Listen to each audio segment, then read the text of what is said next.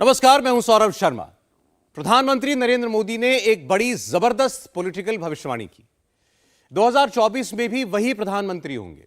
2029 तक मोदी ही भारत के प्रधानमंत्री रहेंगे। इस एक भविष्यवाणी से दो सवालों के बड़े क्लियर जवाब मिलते हैं।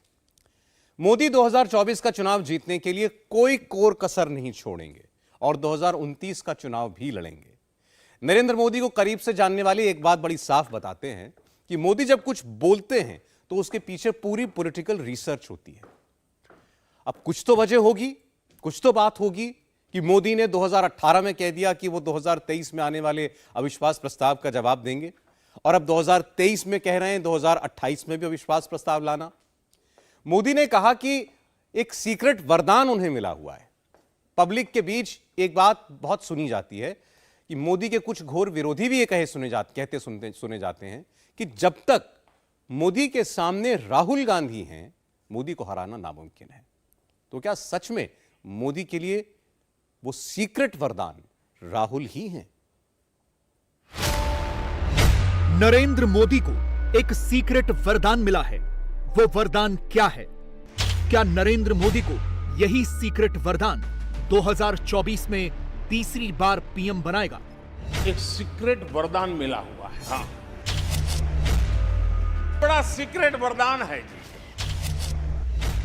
से ये सीक्रेट वरदान को सिद्ध कर सकता हूं।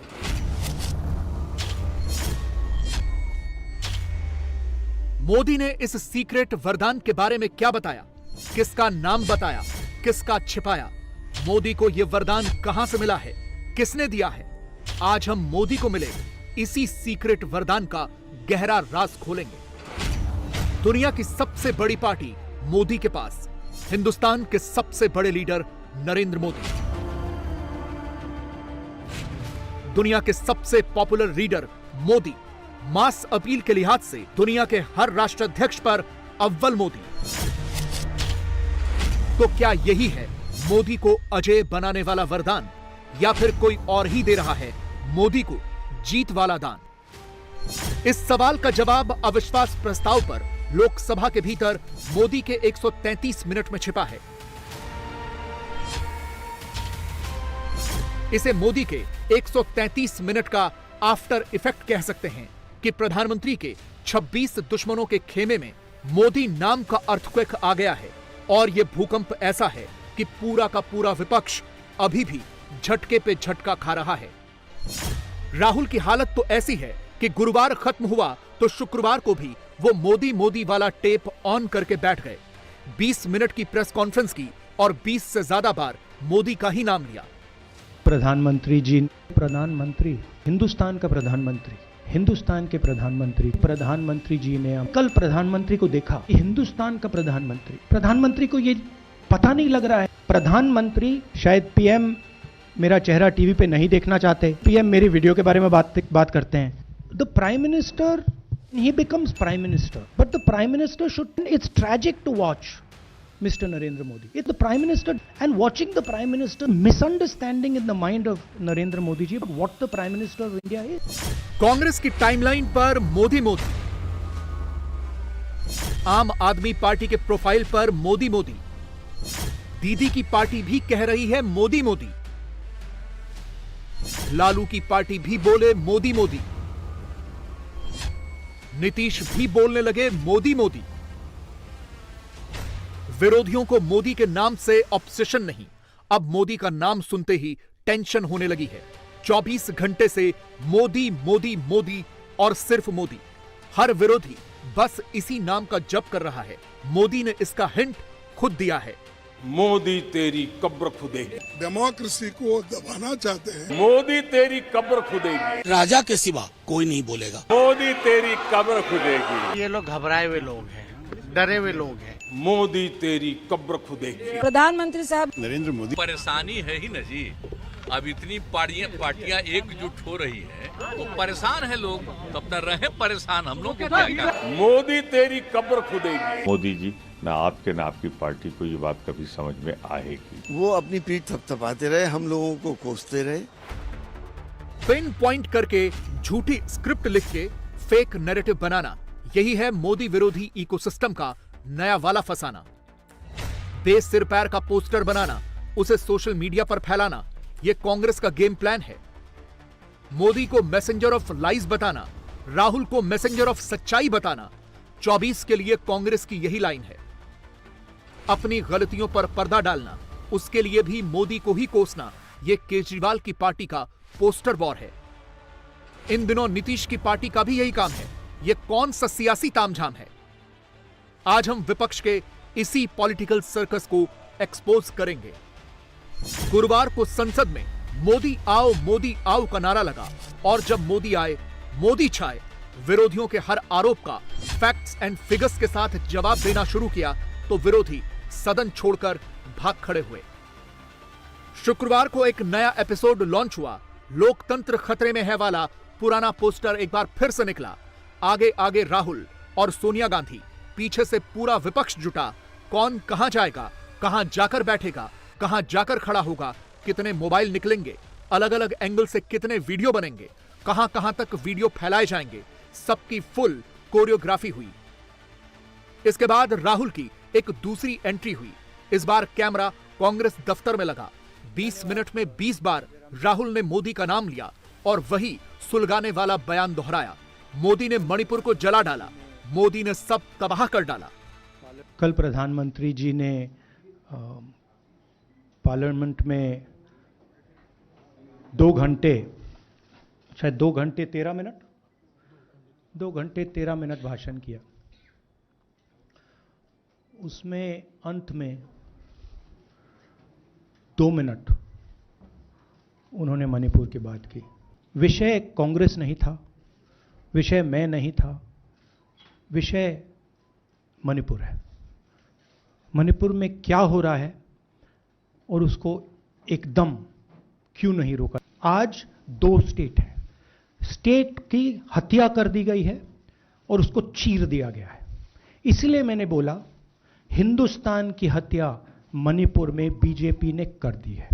मैं समझ नहीं पा रहा था कि हिंदुस्तान का प्रधानमंत्री इस प्रकार से कैसे बोल सकता है। प्रधानमंत्री मणिपुर को जलाना चाहते हैं, आग बुझाना नहीं चाहते हैं। यह है सच्चाई। आपने एक बात नोट की होगी, राहुल ने अपनी प्रेस कॉन्फ्रेंस की शुरुआत में ही कहा कि मोदी ने मणिपुर पर सिर्फ 2 मिनट की स्पीच दी। राहुल के इस बयान को कांग्रेस के इकोसिस्टम ने नमक मिर्च लगाकर सोशल मीडिया पर परोस दिया। कांग्रेस की सोशल मीडिया टीम को लीड करने वाली सुप्रिया श्रीनेत ने तो बाकायदा टाइम बता दिया कि मोदी ने मणिपुर पर शाम 6:44 पर बोलना शुरू किया और 2 मिनट बाद 6:46 पर मणिपुर के टॉपिक का द एंड कर दिया। यह प्रोपेगेंडा सिर्फ ट्वीट तक सीमित नहीं रहा, वीडियो बनाकर मोबाइल पहुंचाया गया। कैप्शन वही 2 मिनट वाला दिया गया। मगर कांग्रेस के इस एजेंडे में फैक्ट्स की कमी थी। फैक्ट यह था कि प्रधानमंत्री ने मणिपुर और नॉर्थ ईस्ट पर 2 मिनट नहीं 30 मिनट से ज्यादा लंबी स्पीच दी। मोदी ने गुरुवार को शाम 6:40 पर मणिपुर पर बोलना शुरू किया और आधे घंटे तक विपक्ष के हर सवाल का जवाब दिया। अपनी स्पीच का अंत भी मोदी ने मणिपुर पर ही किया। अपने भाषण में 18 बार मणिपुर शब्द का जिक्र किया। लेकिन कांग्रेस के इकोसिस्टम ने क्या झूठ फैलाया कि मोदी ने तो सिर्फ 2 मिनट ही मणिपुर पर बयान दिया। मोदी को नीचा दिखाने के लिए विरोधी सरासर झूठ बोल रहे हैं। हम ऐसा क्यों कह रहे हैं, इसका सबूत टीएमसी के डेरेक ओब्रायन के ट्वीट में है। जनाब ने कहा मोदी ने मणिपुर पर सिर्फ 4 मिनट बोला। अब इंडिया गुट में यह कंफ्यूजन तो फैलेगा ही, क्योंकि विरोधी तो मणिपुर पर मोदी को सुनने से पहले ही संसद से भाग खड़े हुए थे। वो अगर रुक जाते तो 2 मिनट नहीं पूरे आधे घंटे तक मणिपुर पर मोदी को सुनते। लेकिन सुनना गेम प्लान का हिस्सा था ही नहीं, मकसद तो मणिपुर पर हंगामा खड़ा करना था। कांग्रेस ने शांति के प्रस्ताव पर भी सदन में भी अशांति फैलाने का प्रयास किया और मणिपुर में भी अशांति फैलाने में कोई कसर नहीं छोड़ रहे। श्रीमान राहुल गांधी जी का लॉन्च एक बार फिर फेल और फ्लॉप हो गया। जब वो सदन में कुछ नहीं बोल पाए तो सड़क पर आकर वही गाली दोबारा निकालने का प्रयास किया। अभद्र भाषा का प्रयोग, अपशब्द कहना, झूठ बोलना एक आदत सी कांग्रेस के नेताओं की बन गई है और ये इनका अहंकार और घमंड इनको घमंडिया गठबंधन को बनाता है। क्या कोई भारत माता का सपूत अपनी मां के टुकड़े टुकड़े की बात सोच सकता है? भारत माता की हत्या की बात सोच सकता है? अगर श्रीमान राहुल गांधी जी आप सदन में तो 10 मिनट भी नहीं रहते, आप आए, भाषण दिया, आप चले गए। बांसवाड़ा तो आप चले गए लेकिन भीलवाड़ा नहीं गए। लेकिन आखिरकार आपको तो नफरत के बीज बोने की आदत है, राजनीतिक लाभ उठाना है। आपका हाल भी श्रीमान राहुल गांधी जी वैसा ही है जैसे बिन पानी मछली तड़पती है ना, आप भी बिन सत्ता के वैसे ही तड़प रहे हो, कुछ भी बोलते हो। मणिपुर की मैं बात करूं तो नफरत के बीज किसी ने बोए थे तो श्रीमान राहुल गांधी जी के परिवार ने, इनकी पार्टी ने बोए थे। पूरे नॉर्थ ईस्ट में जो आज जो नफरत देखने को मिलती है वो किसी और की दी हुई नहीं, नेहरू गांधी परिवार और कांग्रेस पार्टी की है। विपक्ष ने मोदी की स्पीच का बॉयकॉट कर दिया तो अगले दिन एक नया चैप्टर शुरू कर दिया। माहौल यह बनाया गया कि राहुल ने एक बार फिर संसद में मोदी को पानी पिला दिया। मोदी का गला सूख गया। राहुल का एच दिखाने के लिए सोशल मीडिया पर यह कैंपेन चलाया जाने लगा कि राहुल की स्पीच के व्यूज लाखों में थे, मोदी को, बीजेपी के नेताओं को सुनने वाला कोई नहीं था। राहुल को 12 लाख व्यूज मिले, स्मृति को 28,000 व्यूज मिले। कांग्रेस ने दावा किया कि यूट्यूब पर राहुल गांधी के वीडियो को पीएम मोदी के वीडियो से ज्यादा लोग देख रहे हैं। सच्चाई यह है कि चुनाव हो या सोशल मीडिया, राहुल गांधी नरेंद्र मोदी के सामने कहीं नहीं ठहरते। इस वक्त पूरी दुनिया में जितने भी राष्ट्राध्यक्ष हैं उनमें नरेंद्र मोदी के सोशल मीडिया पर सबसे ज्यादा फॉलोवर्स हैं। ट्विटर पर 9 करोड़ से अधिक फॉलोवर्स नरेंद्र मोदी के हैं। दूसरे नंबर पर भी राहुल नहीं, अमित शाह हैं, जिनके 3.3 करोड़ फॉलोवर्स हैं। राहुल गांधी 2.4 करोड़ फॉलोवर्स के साथ 5वें स्थान पर हैं। यूट्यूब चैनल्स की बात करें तो नरेंद्र मोदी के पास 1 करोड़ 64 लाख सब्सक्राइबर्स हैं, वहीं राहुल गांधी के पास 27 लाख सब्सक्राइबर्स हैं। और यह भी एक फैक्ट है कि इस साल मोदी के यूट्यूब चैनल को 76 करोड़ व्यूज मिले हैं, जबकि राहुल के यूट्यूब चैनल को महज 25 करोड़ व्यूज मिले हैं। मोदी ने गुरुवार को राहुल के इसी दिखास और छपास पर तंज कसा था। खेत में वीडियो रिकॉर्ड करवा के वायरल कराने वाली मार्केटिंग स्ट्रेटजी पर पंच मारा था। जिस दिन राहुल की स्पीच हुई थी उस दिन कांग्रेस के इकोसिस्टम ने यह तक फैलाया कि लोकसभा टीवी ने स्पीच के दौरान राहुल को कम फुटेज दी, लोकसभा स्पीकर को ज्यादा, और यहां भी तानाशाह वाला टेक्स्ट मोदी के लिए फिट करके फैलाया।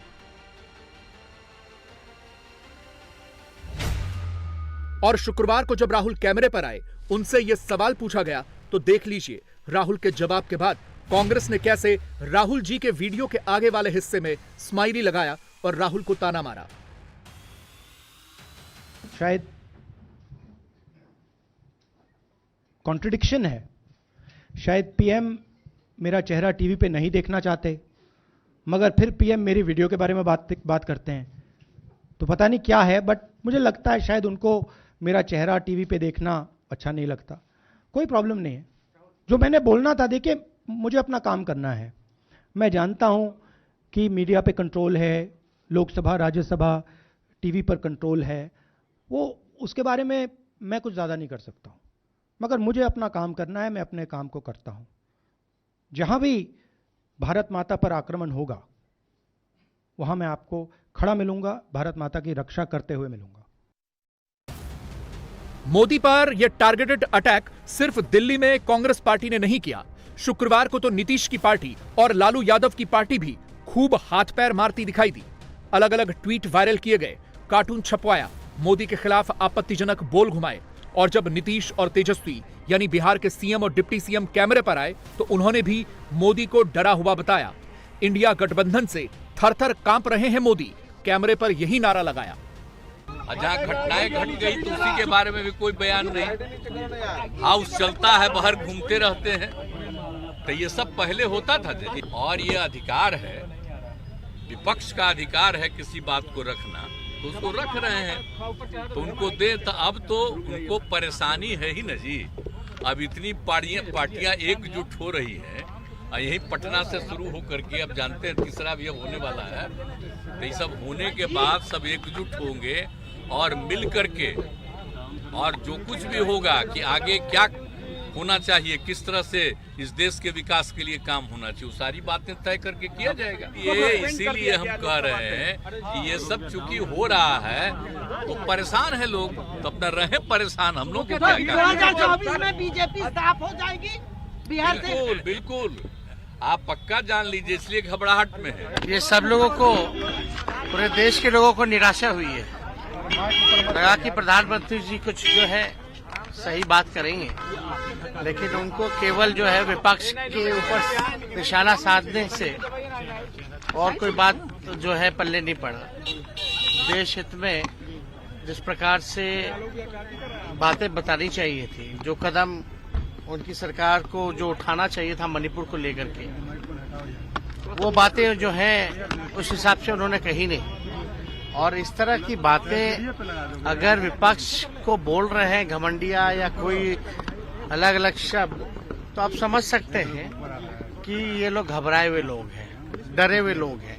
और जब से ये गठबंधन बना है, पूरे देश भर में विपक्ष की एकता हुई है, जिसकी कवायद माननीय नीतीश कुमार जी, लालू जी ने पूरे दौर पे जो है शुरुआत की। जैसा बिहार में किया वैसे ही देश में हम लोग करते हैं, तो ये लोग डरे हुए हैं। नतीजा वही होना है जो बिहार में हुआ, वही देश में होना है। तो ये घबराहट की जो है आप कह सकते हैं, उनका पूरा बॉडी लैंग्वेज भी पहले से जो है बदला हुआ नजर आ रहा था, कोई दम नहीं था। अब एक और इंटरेस्टिंग चीज नोट कीजिए, कांग्रेस का पूरा खेमा नारे लगा रहा है कि मोदी ने मणिपुर पर कुछ नहीं बोला, जबकि कांग्रेस अध्यक्ष अपने ट्वीट में लिख रहे हैं कि मोदी सदन में आए, मणिपुर पर अपनी बात रखी, नीचे भले ही वो मोदी पर तंज कस रहे हों, लेकिन ऊपर तो सही बात ही लिख रहे हैं। अब ऐसे में सवाल तो खुद इंडिया गुट पर ही उठ गए हैं, क्योंकि मोदी को घेरने के चक्कर में वो खुद ही कंफ्यूज हो रहे हैं। कोई कुछ लिख रहा है तो कोई कुछ लिख रहा है। जालसाजी के आरोप में आम आदमी पार्टी के सांसद राघव चड्ढा पर कार्रवाई होती है। जांच पूरी होने तक उन्हें राज्यसभा से निलंबित किया जाता है, तो केजरीवाल की टीम इसके लिए भी मोदी पर टूट पड़ती है। और विडंबना देखिए, अपनी गलती पर पर्दा डालने के लिए मणिपुर का नाम ही फिट करती है, मोदी मोदी ही करती है। अद्भुत फैसला है, अजीब फैसला है, हैरान कर देने वाला फैसला है। कभी आज तक ऐसा सुना नहीं गया। और मुझे कल प्रधानमंत्री को देख के लगा कि भारत के प्रधानमंत्री अपना मानसिक संतुलन खो बैठे हैं। कई बार बला बला बला बला बला बला पता नहीं क्या क्या बोल रहे थे। उनको मणिपुर पे बोलना था, उनको मणिपुर पे जवाब देना था, वहां की हिंसा पे जवाब देना था, वहां हो रही दरिंदगी पे जवाब देना था। पता नहीं क्या क्या बोले जा रहे थे, उस पर जवाब नहीं देगी ये सरकार। मोदी सरकार को चुल्लू भर पानी में नाक रगड़ लेना चाहिए, अपना शर्म आनी चाहिए उनको। मोदी जी, पहली बात तो आपको ये बता दें, इस प्रकार की किसी भी बंदर घुड़कियों से, किसी भी कार्रवाई से हम लोग ना डरने वाले हैं, ना रुकने वाले हैं, ना झुकने वाले हैं। अब इतना बदहवास हो गए, इतना परेशान हो गए। जो भी आपके खिलाफ बोलता है उसको उठा के सस्पेंड करो, उसकी सदस्यता खत्म करो। राहुल गांधी जी आपके खिलाफ बोलेंगे, उनकी सदस्यता खत्म करो। राघव चड्ढा आपके खिलाफ बोलेंगे, सदस्यता खत्म करो। तो इसलिए ये ड्रामेबाजी और नौटंकी मत करो। दूध पीता बच्चा मत समझना हम लोगों को। तुम्हारी इन बंदर घुड़कियों से डर के कि ऐसे हम इनके खिलाफ ये कार्रवाई करेंगे, उनके खिलाफ वो कार्रवाई करेंगे। यानी बात सिंपल है, मोदी सदन में आए तो दिक्कत, मोदी सदन में न आए तो दिक्कत, मोदी बोले तो प्रॉब्लम, मोदी न बोले तो भी प्रॉब्लम। विपक्ष का यही एटीट्यूड मोदी के लिए वरदान है। और अगर विरोधी इसी लाइन लेंथ पर चलते रहे तो तय मानिए 2024 में ये वरदान ही मोदी की जीत का समाधान है। विपक्ष के लोगों को एक सीक्रेट वरदान मिला हुआ है। हाँ,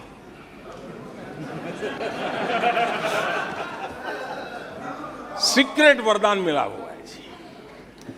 और वरदान ये कि ये लोग जिसका बुरा चाहेंगे उसका भला ही होगा। एक उदाहरण तो आप देखिए, मौजूद है। 20 साल हो गए, क्या कुछ नहीं हुआ, क्या कुछ नहीं किया गया, लेकिन भलाई होता गया। देश में अब तक 17 बार लोकसभा के चुनाव हुए। उत्तर प्रदेश ने सबसे ज्यादा 9 प्रधानमंत्री देश को दिए, मगर आज तक एक बार भी ऐसा नहीं हुआ कि उत्तर प्रदेश की सभी सीटें, सारी सीटें किसी एक पार्टी को मिल गई। जवाहरलाल नेहरू ये नहीं कर पाए, इंदिरा गांधी नहीं कर पाई, 1984 में राजीव गांधी भी ये नहीं कर पाए, जिनको इतना बड़ा मैंडेट मिला था। जिस चुनाव में राजीव गांधी 414 सीटें जीते थे, उस चुनाव में भी यूपी की 2 सीटें चौधरी चरण सिंह की पार्टी ने जीत ली थी। लेकिन क्या 2024 में यह रिकॉर्ड भी टूटेगा? 75 साल में जो कोई नहीं कर पाया, क्या वो काम योगी कर पाएंगे? योगी आदित्यनाथ ने एक बार नहीं 4 बार यह कहा कि 24 में अखिलेश यादव 0 हो जाएंगे।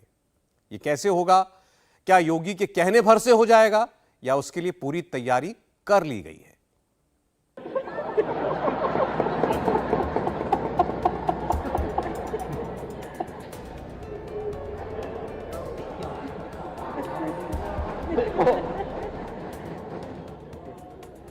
योगी आदित्यनाथ को इस तरह ठहाके लगाते हुए आपने बहुत कम ही देखा होगा।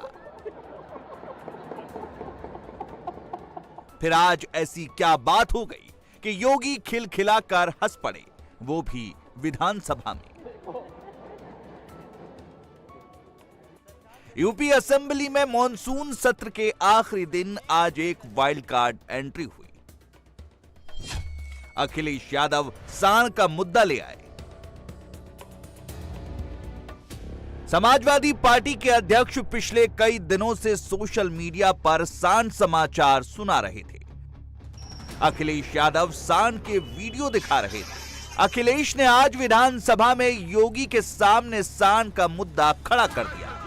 अखिलेश ने योगी पर व्यंग करते हुए यूपी में सांड सफारी बनाने की डिमांड कर दी। यही $1 ट्रिलियन की इकोनॉमी का सपना है क्या? यही नेता सदन के बगल में बैठे अमेरिका में देख करके आए थे क्या? यही देखा था आपने अमेरिका में कि सांड सड़कों में घूम रहे हैं। आप पर बजट है, क्यों नहीं पकड़ते आप इनको? इसमें कौन सा आपका पैसा खर्च हुआ जा रहा है वित्त मंत्री जी का? आप पकड़िए, आपकी योजना चल रही है, इकट्ठा रखिए उनको, क्यों नहीं रख रहे हैं? और नहीं मानते, कहीं आप अपने ही जिले में एक सांड सफारी बना लो। किसने रोका है आपको?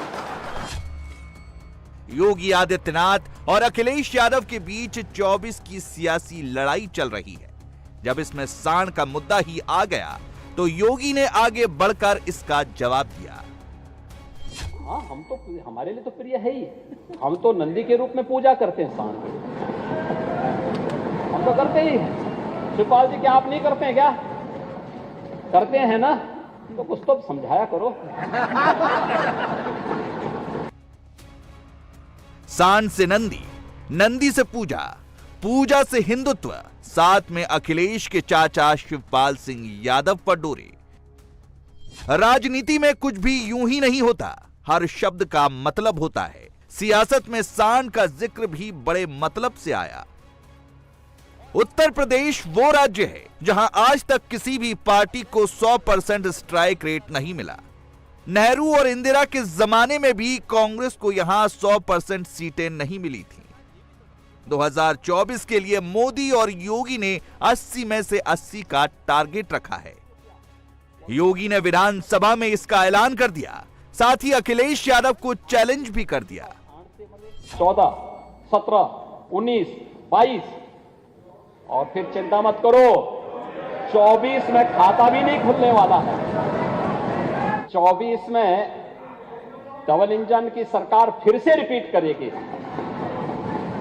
फिर से रिपीट करेगी। योगी को 100% स्ट्राइक रेट पर यकीन क्यों है? 2014 में बीजेपी और उसके सहयोगी दलों ने यूपी में 73 सीटें जीती थी। 2019 में एनडीए पार्टनर्स को 80 में से 64 सीटें मिली थी और 2024 के लिए मोदी और योगी ने 80 सीट का टारगेट रखा है। बीजेपी इस टारगेट से ज्यादा दूर नहीं है। उत्तर प्रदेश के सर्वे, उत्तर प्रदेश के ओपिनियन पोल बताते हैं कि अगर अभी चुनाव हो जाए तो उत्तर प्रदेश में मोदी और योगी 80 में से 73 सीटें जीत सकते हैं। 70 सीटें अकेले बीजेपी को आ सकती हैं, 3 सीट उसके सहयोगी दलों को मिल सकती हैं और इंडिया अलायंस की 3 पार्टियों को सिर्फ 7 सीटों पर संतोष करना पड़ सकता है। ये तो अभी 23 से 28 चल रहा है, 27 चल रहा है और 27 से लेकर के 32 में भी फिर यही रिपीट होने वाला है। घबराइए मत।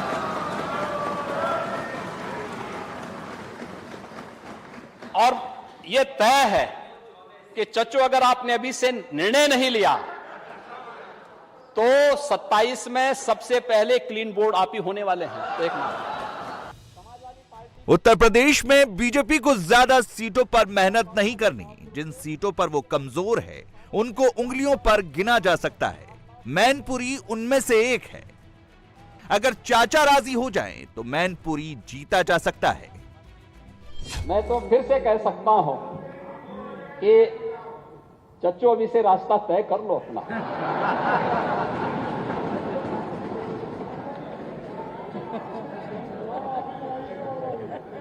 देखो,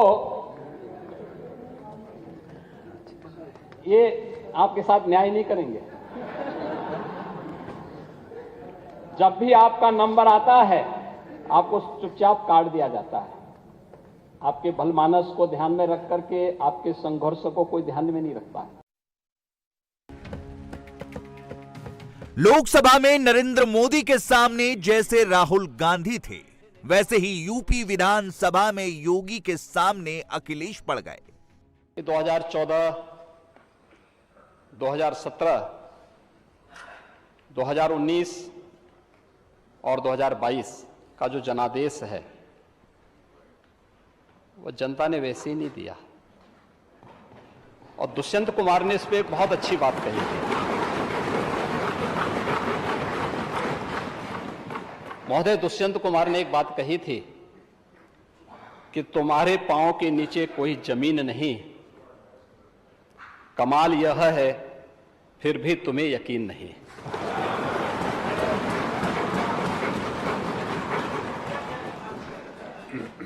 उन्हें जमीनी हकीकतों की कोई जानकारी नहीं है। और तुलसीदास जी ने बात कही भी, समरथ को नहीं दोष गुसाएं। ऐसे ही लोगों पे बातें अक्सर से सही बैठती हैं, क्योंकि जो लोग जन्म से चांदी के चम्मच में खाने के आदी हैं,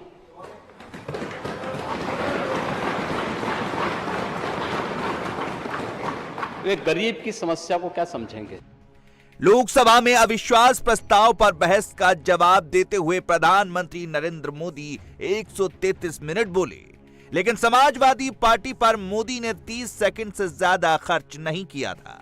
29 सेकंड में भी उन्होंने लोहिया का जिक्र किया और समाजवादी पार्टी को पूरा बाईपास कर गए। नरेंद्र मोदी ने अखिलेश यादव को योगी के लिए छोड़ दिया था। योगी ने मौका मिलते ही कसर पूरी कर दी।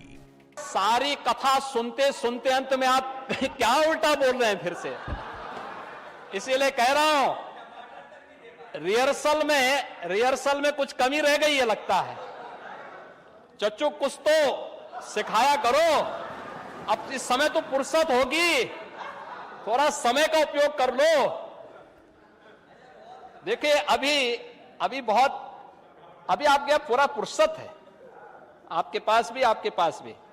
ये तो अभी 23 से 28 चल रहा है, 27 चल रहा है और 27 से लेकर के 32 में भी फिर यही रिपीट होने वाला है। घबराइए मत।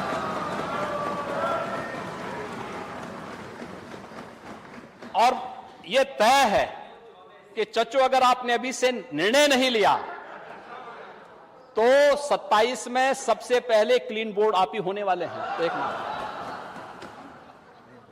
हाँ, एकदम हो जाएंगे। अभी से तय कर लो। लोकसभा में जैसे मोदी से पहले राहुल गांधी को बोलने का मौका मिला था, वैसे ही यूपी विधानसभा में योगी से पहले अखिलेश बोले। विधानसभा का सत्र खत्म होने के बाद सबको अपने अपने चुनाव क्षेत्र में निकल जाना है, इसलिए अखिलेश भी जी भरकर बोले। सरकार के लगभग 6.5 साल पूरे हो गए हैं और एक नारा बहुत पुराना है जिसकी सत्ता में आज सरकार है। ये दावा करते थे चाल, चरित्र और चेहरा, और अब इन 4 से पहचाने जाते हैं भाजपाई। पहले दावा करते थे चाल, चरित्र और चेहरे से पहचान बनाने के लिए, और आज जो पहचान बन गई है वो नफरत, भ्रष्टाचार, बेरोजगार और महंगाई से। जैसे राहुल गांधी संसद में बोलकर बाहर निकल गए, वैसे ही अखिलेश भी बाहर निकलकर वही सब रिपीट करने लगे जो वो अंदर बोल चुके थे। सदन के अंदर अखिलेश यादव और योगी आदित्यनाथ दोनों ने अपने अपने हिसाब से मुद्दे सिलेक्ट किए और अपने अपने हिसाब का नैरेटिव बनाने की कोशिश की। अखिलेश ने सांड, किसान, मणिपुर, पिछड़ा, दलित और अल्पसंख्यक वोट पर फोकस किया। योगी आदित्यनाथ ने सांड को नंदी बताकर हिंदुत्व से जोड़ दिया। किसान सम्मान की योजनाएं गिना दी, गरीब कल्याण के काम बता दिए और सपा के तुष्टीकरण की पोल खोल दी। योगी ने अतीक अहमद का नाम नहीं लिया, मगर माफिया की नकेल कसने का जिक्र जरूर किया। लोहा आवास में किसको आप देते? समाजवादी पार्टी के कैडर को। तो सच्चाई है, समाजवादी पार्टी के कैडर को और समाजवादी पार्टी का कार्यालय तय करता था किसको आवास मिलना है। ये पहली सरकार है मोदी जी के नेतृत्व में जब प्रधानमंत्री आवास योजना घोषित हुई, और प्रधानमंत्री आवास योजना घोषित होने पर न सेंट्रल में और न राज्य उत्तर प्रदेश में तब बीजेपी की गवर्नमेंट नहीं थी, लेकिन सेक्स सूची हम लोगों ने माना।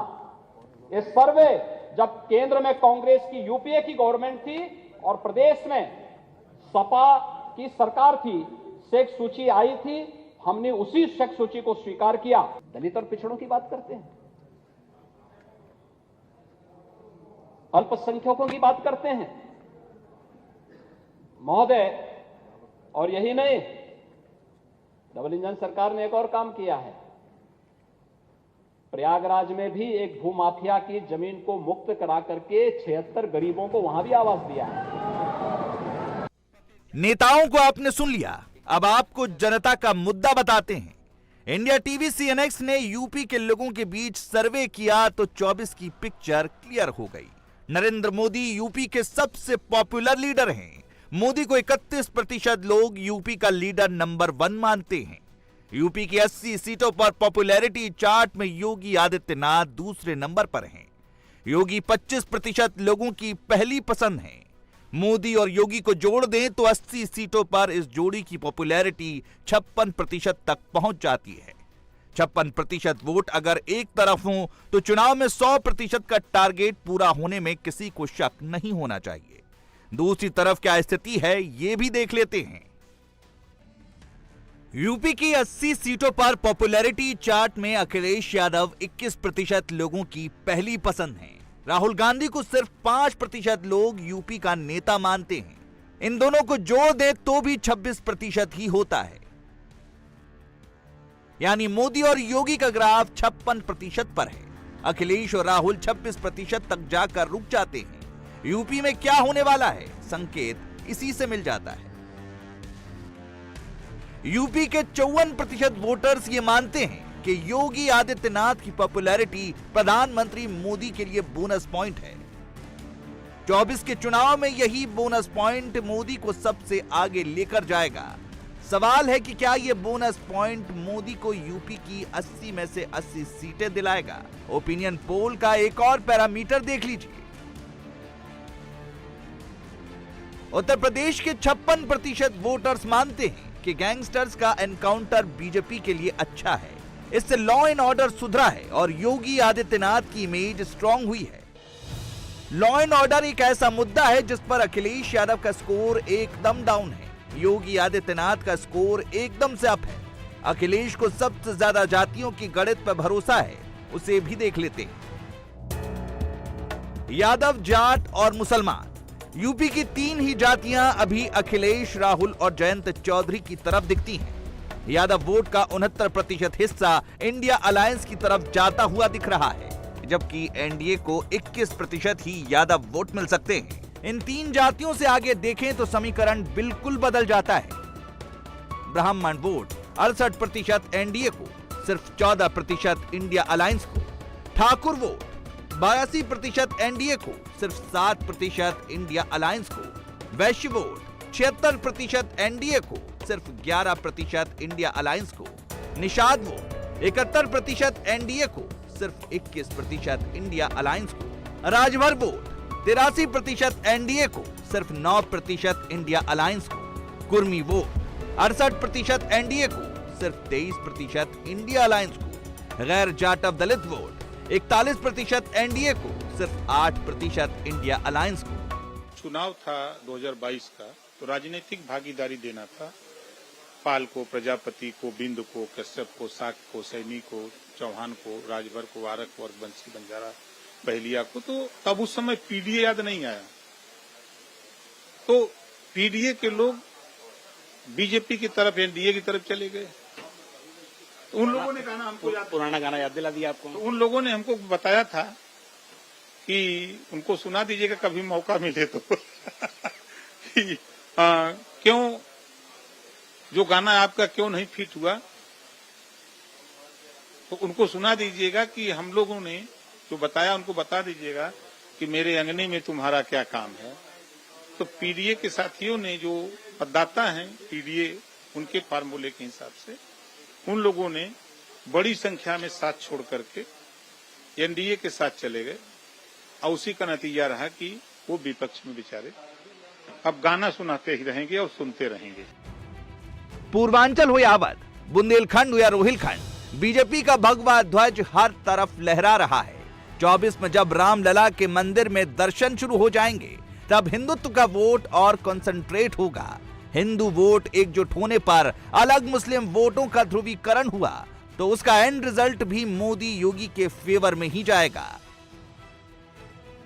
यूपी के 67% वोटर्स मानते हैं कि राम मंदिर के गर्भगृह में जब रामलला विराजमान हो जाएंगे, तब उसका राजनीतिक लाभ बीजेपी को अवश्य मिलेगा। ये तो निश्चित है कि 24 में यूपी के अंदर सबसे बड़ी टक्कर योगी और अखिलेश की ही होगी। हेडलाइन में भले ही राहुल गांधी का नाम आ जाए, लेकिन ग्राउंड पर योगी और अखिलेश ही टकराएंगे। इस तरह का रिजल्ट विधानसभा में दिख चुका है, फाइनल रिजल्ट 2024 में दिखेगा। इंडिया टीवी हर वक्त हर जगह डाउनलोड करने के लिए सर्च करें India TV news Google play store या ऐप स्टोर पर।